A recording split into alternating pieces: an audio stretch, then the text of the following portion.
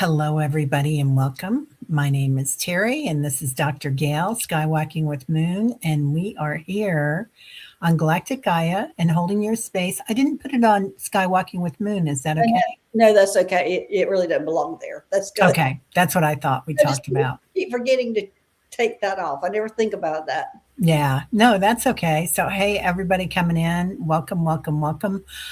Today, we're going to talk about healing and ancient wisdom and Ayurveda. So, I know just enough to get myself in trouble with Ayurveda. And all my friends here, I invite you to get in a little bit of good trouble too.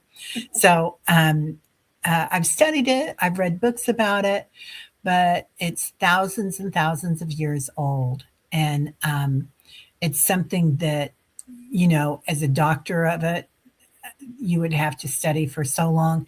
But the more I was kind of researching it for this today, um, even though I've been reading about it for a long time, is that it's all about inner exploration. Right. So it's not about what's out here or getting that doctorate or a certification or anything like that. It's really about finding your dosha and what's good for your body. Well, my research on it was that it's India does it is a like a chiropractic or acupuncture kind of degree to study Yeah. that. And when I went in the chat GPT, it says, well, here's the questions you can ask everybody. And I don't know anything about this. First time I heard about all this was Saturday. And it says, here are the questions you can ask everybody. And I went, well, I need the answers to them because I didn't answer those questions. So I thought it was pretty funny when it's giving me questions that I couldn't even answer. And it's going, here's the questions to put to the audience, is what it was going. But anyway, go ahead. Oh, okay. Um, Kind of what came in for me is that we've all had those times in our life when we felt like we were at our best at that moment, regardless of our age. Like we were strong, we were eating right, we were breathing right, we were like kind of in the flow, and joyful.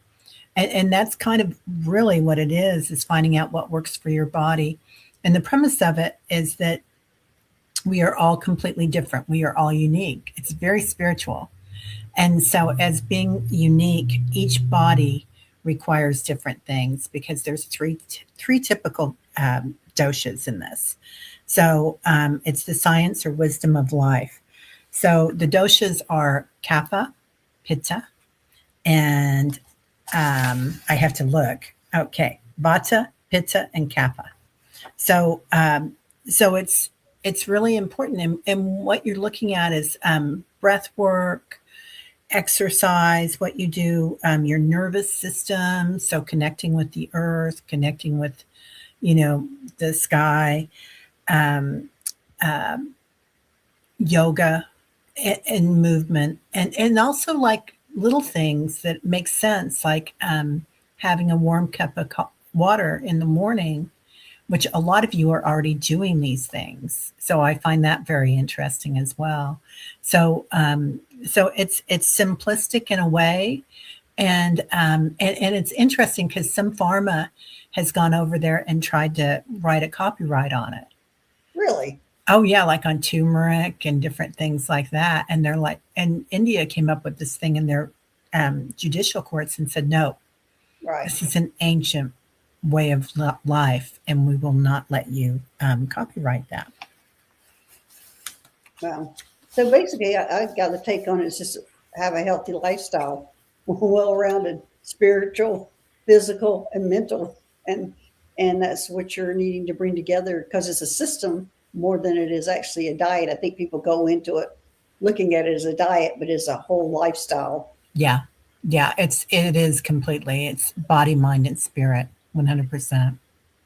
Yeah, and it's interesting that we look at the eight limbs of yoga, and everybody thinks yoga is just hatha yoga, that it's just bending over backwards or frontwards or some crazy thing.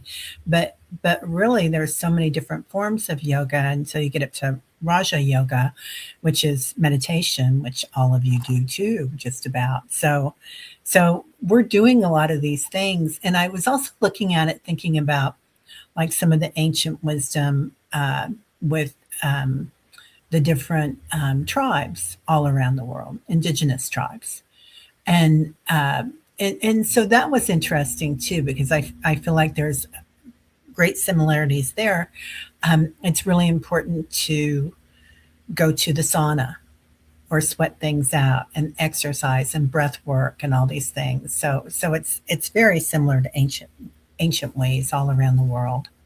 But Well, this is supposedly the oldest. well, let me say hello to some people here. Okay. What, are you getting ready to go into the doshas? I will whenever. It's no hurry. Okay. Hey, Warrior Widow, thanks for being here. And Faye Cole. Hey, Isabel. Hey, Nancy Ching, thanks for being Oh here. my gosh. Hi, Nancy.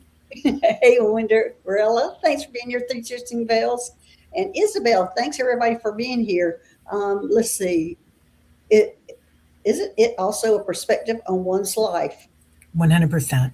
No. Because when you know who you are, which is the ancient soul question, right? The number one thing, who am I? Yeah. Is like that's what the gurus ask every day, the yogis. So once you know who you are and what works for your body, it changes everything. Right. Yeah, yeah. So So have you accomplished this? I've done it at different times in my life. I've done it and then I've gone away from it, and then I've done it and I've gone away from it. There's a few books that I followed, like when I was with the Chopra um, Center doing a lot of work with them. Um, they had a lot of the top people, Dr. Sheila Patel, Dr. Susha.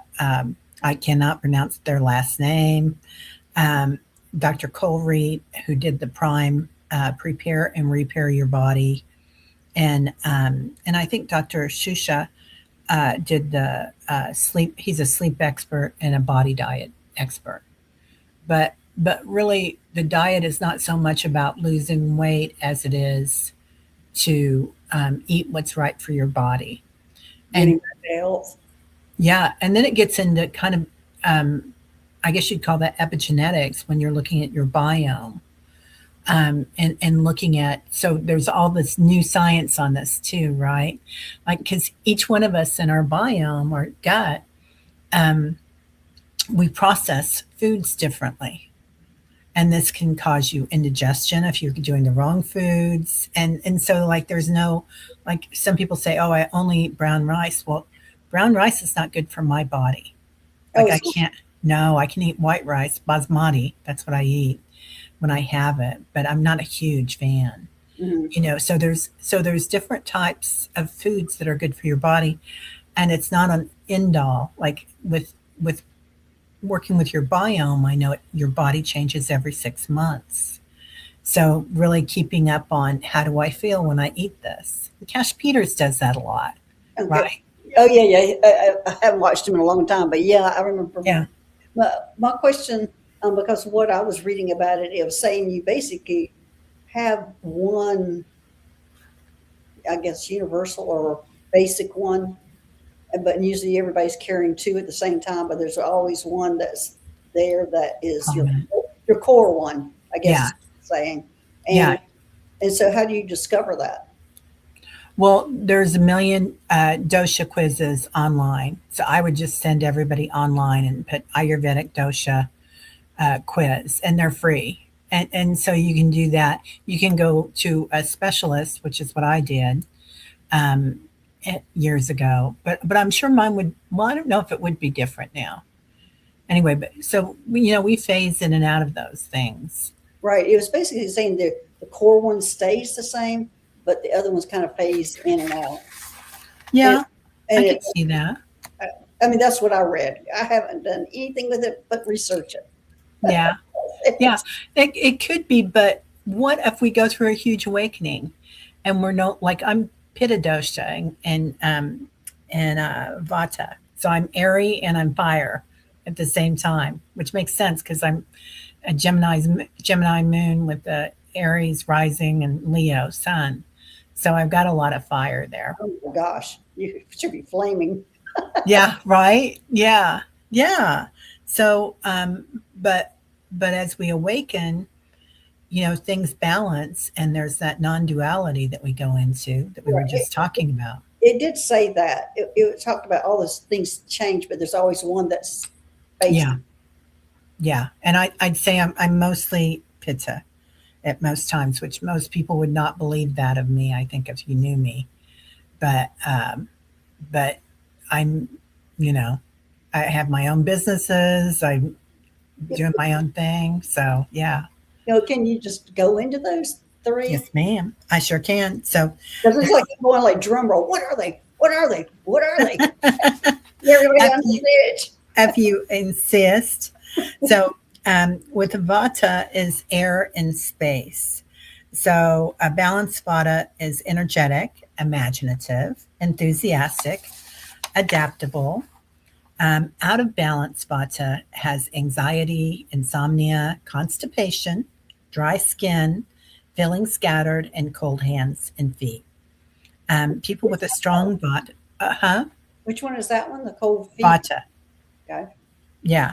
And people with strong Vata often have a thin build, lots of ideas, irregular appetite, and lots of energy, but not always sustained energy. So, and think about this when you guys are doing it. It does correspond, I feel like, with our astrology too. No, you do? Okay. I do, and I've also had my Jyotish astrology done, and it really does Okay. correspond. So now you're throwing a new term out that I never heard before. What is that? That is basically Vedic astrology. Okay. Today, I think, was the first time this morning that I threw out something that Terry didn't know about. Yeah, right. Thor, Reliant Thor, and go see Dr. Gail's new show with that fella Craig, right? Bazo, yeah. Yeah, I cannot pronounce his last name, so I have had sorry, trouble with Craig. it too. Yeah. And when I had him on, and I was talking about his book. I mispronounced the title of his book. Ooh, That was embarrassing. that's okay, right? Hey, Yeah. Lisa and Isabel. So Nadia says my whole diet changed drastically lately, and I'm cooking every day again. A lot of foods are cooked, and they're never reheated Oh, in this diet as well. So which makes sense because really, when I was with the School of Metaphysics, they said you never reheat something twice because the first time you cook it, it loses half its nutrients. hmm. So, but things are cooked lightly. Okay, so Pitta, which is my core, is elements of fire and water. So think transformation. Let's So see. what do you think on the Vata? The Vata? What do you think that? You said Pitta is fire and water. Yeah, and Vata is elements of air and space. So think of movement. Vata governs breathing, circulation, nervous system, creativity, communication, and movement. No. So if you like, You're just saying that one's air and Pitta is fire and water. yeah, Okay. yeah, yeah. So Pitta controls the digestion, the metabolism, hormones, intelligence, focus. Balanced Pitta is confidence, organized, a sharp thinker, and motivated and a natural leader. If they are out of balance, irritability. When I'm saying irritability, I'm thinking about rage issues and how many of us here have either been married or been and associated with somebody that's a rageaholic in your life. So that makes a lot of sense that they just need to be fed. So anyway, They get raging, you stuff something in the mouth. right? Here, have a lentil. Okay, sorry guys. I digress. Inflammation when you're out of balance at Pitta. Skin rashes. I'll tell you what, I have had shingles so many times, you guys, and I always get them on my face where you can't miss it, which they don't hurt as much when they're on your face because your skull doesn't have as many nerve endings. Anyway, perfectionism and impatience. Pitta people run warm, they digest food well, they like competition and prefer structure. And then the last one is Kapha. Elements are earth and water. Think stability. Kapha governs immunity, lubrication, strength, endurance, emotional steadiness. A balanced Kapha is calm, patient, loving, dependable, and resilient. An out of balance Kapha is sluggish, has weight gain, congestion, depression, resistance to change. They tend to have sturdy builds, sleep well, be loyal friends, and have tremendous stamina. That sounds like Leo to me, too. So, hey, Linda. Yeah. Oh, a lot of these Williams are about losing weight too. Because when you're really eating for your body type, it you just naturally lose weight. And I did the Prime diet, which is by one of the doctors I was talking about, Dr. Cole Reed, and she's amazing. And that diet was nice because it starts you out on like three things that you do the first week, and then every week you add one more thing. So it's not like you're doing the whole thing at once, and it's a gradual thing. But that's probably the healthiest I ever felt. And I was doing it until then we had the pandemic. And, Yeah. I couldn't find fresh beets or something, half the things that I needed. So, yeah. So Vata needs warm cooked foods, nourishing. Examples of their food types would be soups, oatmeal, root vegetables, healthy fats, warming spices. So Pitta needs cooling foods, and Kapha needs lighter meals, vegetables, legumes, spices, bitter greens. So, and there's so much information out there about this. This is just like a brief summary. Now, where do you find these practitioners? Oh, they're everywhere. They are everywhere, and there are so many in the Western area now. I did hear somebody talking about how Chinese medicine was based on Ayurveda. I don't know that I agree with that. I feel like a lot of times around the earth, different people will come up with the same ideas, and they do talk about like Yeshua having traveled from you know the Middle East to India and probably China. So I feel like with the Silk Road and everything, that things were probably shared, but let's look at how people eat all over the world. So Mongolia, ancient tribes in the United States too, and Mexico and South America. So there's so many ways of doing this. The lifestyle is really important. Waking with the sun, regular meal times, adequate sleep, yoga, meditation, breathing practices, being in nature. Eating seasonally is huge, and in particularly eating color, like at least 6 colors, preferably 8 on your plate, which Wow. sounds like a lot. But, when I've traveled to Nepal and Thailand and all around, um, really some of the poorest countries in the world, especially particularly Nepal, and their food is amazing.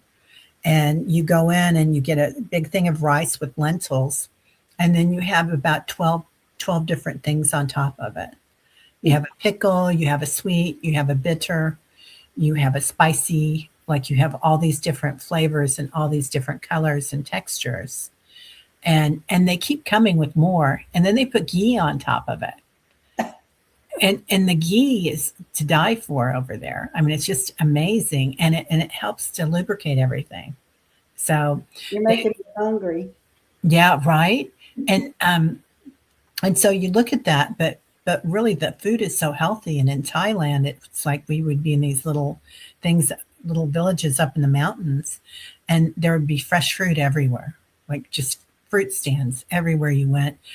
And the taxi drivers would stop and buy food for the homeless or the people that were sitting out there Oh, looking for wow. food in the middle of everything.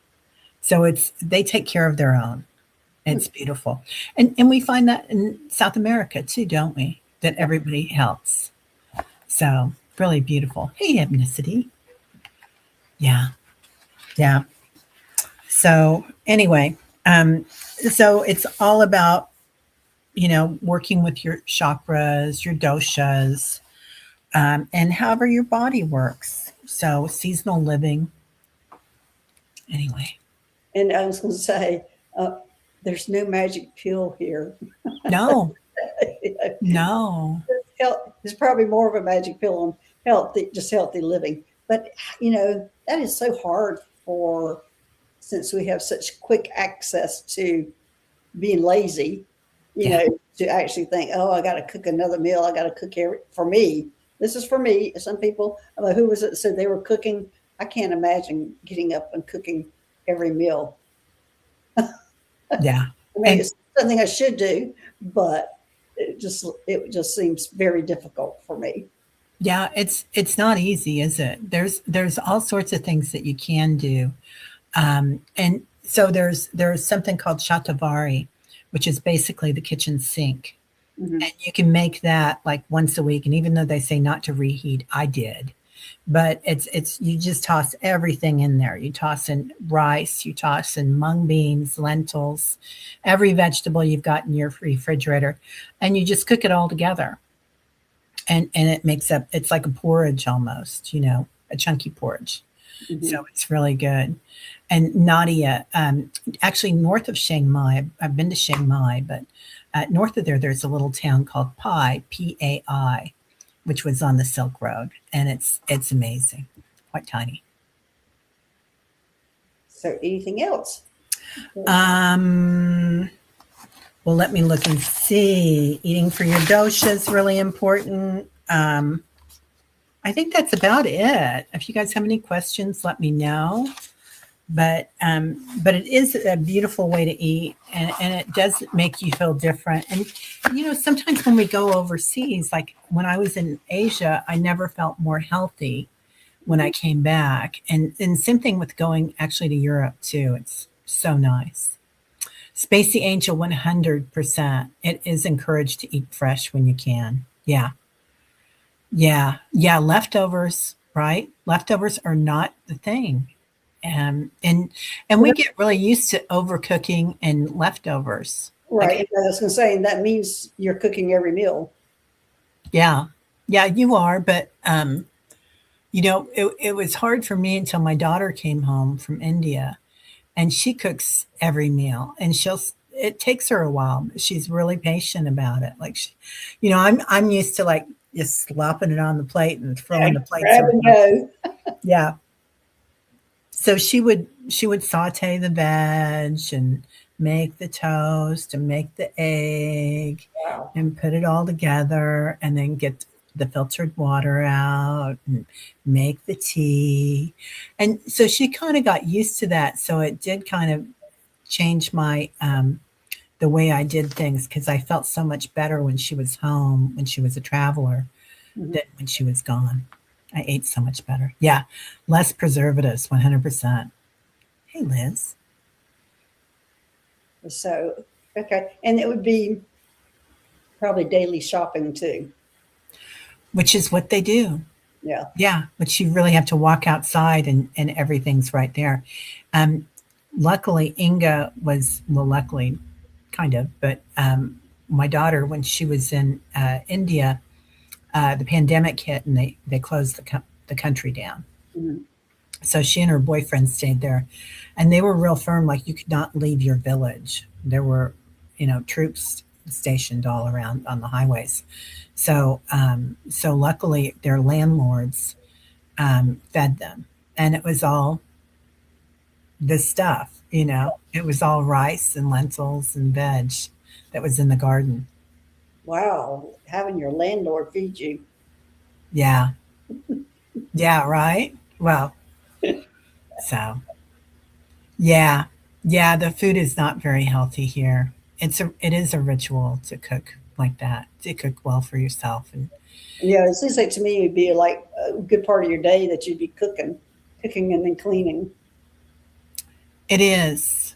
It is. It's a way of life. Yeah, And it's a more relaxed way of life than we have here in the States, I think, because we're used to just grabbing everything and, doing a drive through or something. But drive through, get back to work. yeah, yeah. I'm too tired to cook tonight. I'm just going to get,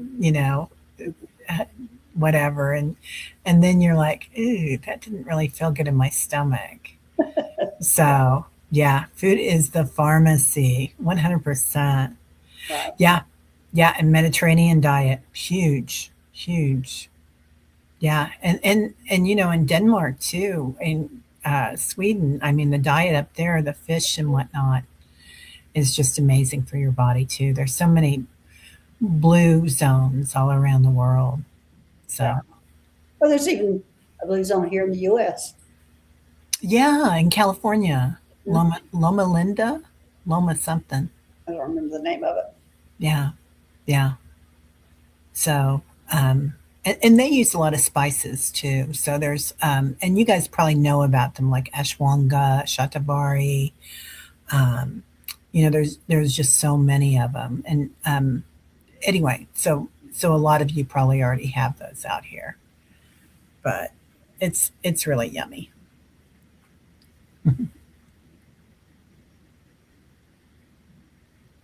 But they also talk about movement is really important. So yoga, but also like walking after every meal, maybe 100 steps, Oh which yeah, that's our. I remember seeing too and going, okay, so now we're going to cook, eat, clean, walk. yeah, So I'm going, these people don't work. yeah, yeah. And when I lived in Florida, I meditated with a group of Buddhists, and we would go to their house. They hadn't built a temple yet, so the temple was inside their house, Hmm. and they would be cooking at the same time, and they'd always have the big thing of steamed vegetables and the big thing of rice that was already out there and cooked, so you could just help yourself. Okay.